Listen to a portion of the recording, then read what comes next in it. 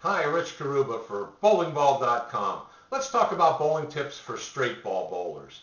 Many of you bowlers who have recently learned how to bowl, or maybe have bowl leagues for a while, or even bowlers who've been around the game for many, many years, you release a straight ball delivery. That means the ball doesn't hook to the pocket, it doesn't fade away from the pocket. You rely on just a straight ball, a simple delivery.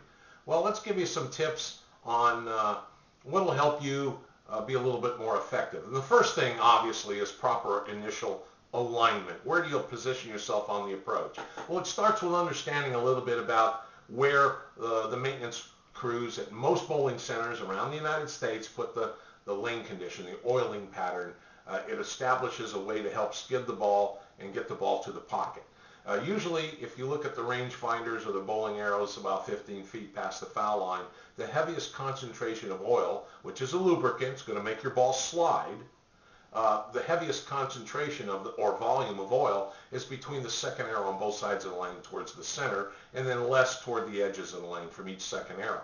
So if you cross the lane at the second arrow, or perhaps slightly more toward the edge of the lane, doesn't matter if you're right or left-handed, just visualize it from your perspective.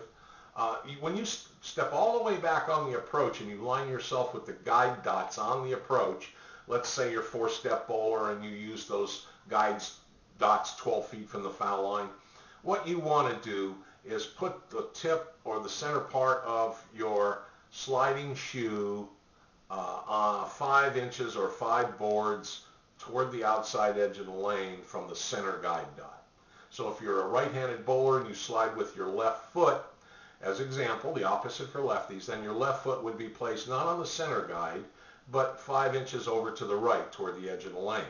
And then you want to make sure your hips and shoulders are square and aligned to the second arrow 15 feet past the foul line. So the whole object is to walk a straight line to the foul line and arrive where you started. So if you walk left or right, then the target you selected moves on you in relationship to your body, doesn't it? And it's very hard to follow through and release the ball toward that target.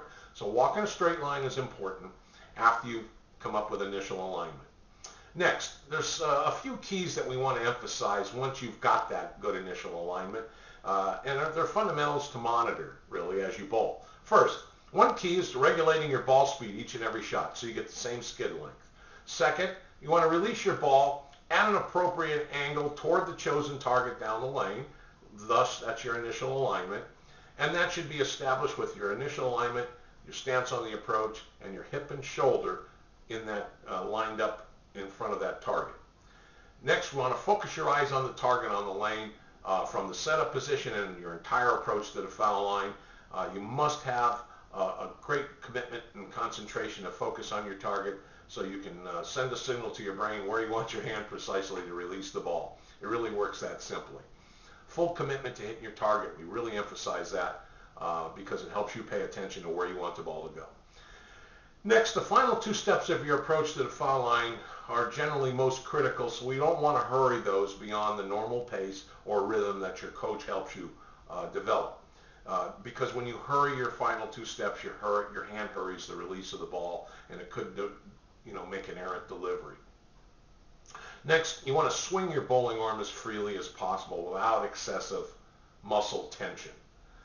That's critical. When the ball reaches the release zone, continue your swing to a full follow-through position. Don't stop your hand down by your sliding foot. Let your hand swing up like in a pendulum. Come upward to at least the back part or the bottom part of your bowling elbow reaches shoulder level, if not higher. It doesn't have to thrust through, but it can accelerate through. Never decelerate your swing, accelerate your swing slightly, but make sure you have good pace, good tempo, and finish your swing. Next, your bowling hand should follow through toward that specific target. For a straight ball bowler, now the bowlers that hook the ball a lot, and you see them on television, the power players, they have a big sweeping hook. Their hips and shoulders aren't always aligned as squarely or parallel to the foul line as a bowler with a straight ball needs to be. So don't get confused by that, because sometimes when their hip and shoulders are wide open and going into the foul line, these power players, you'll see them actually, it gives the effect that their hand is following through across their body. It really isn't. It's still going toward their target, but relative to their body, it looks like they're not following through straight. Your job for a straight bowler is your hand should follow through it straight ahead of your bowling shoulder, create a 90-degree angle between your shoulders and the follow through of your finish of your bowling arm. And if your hand follows through in front of your elbow and in front of your shoulder, so you keep that 90-degree relationship, it makes it easy to stay lined up and hit your target. And then hold your form at the foul line with your eyes focused on your target. You want good upper body balance as you're releasing the ball. You want to be still, not moving your head is important as you walk to the foul line, so you can make sure that you arrive smoothly and you can keep good balance as you're releasing the ball. So head and shoulders being as stationary as possible without excessive motion during your approach will help you maintain good balance. We hope some of these tips will help you. You need to get out and work on your game and practice a little and make sure that you get enough rehearsal time where scores don't count in competition, so you get a little confidence. And then, of course, learning how to make adjustments after you lined up initially and you develop some good technique is also important too. So we recommend you get with a coach whenever you can and have that coach work with you on your key fundamentals, particularly for you bowlers who throw the ball straight. Thank you.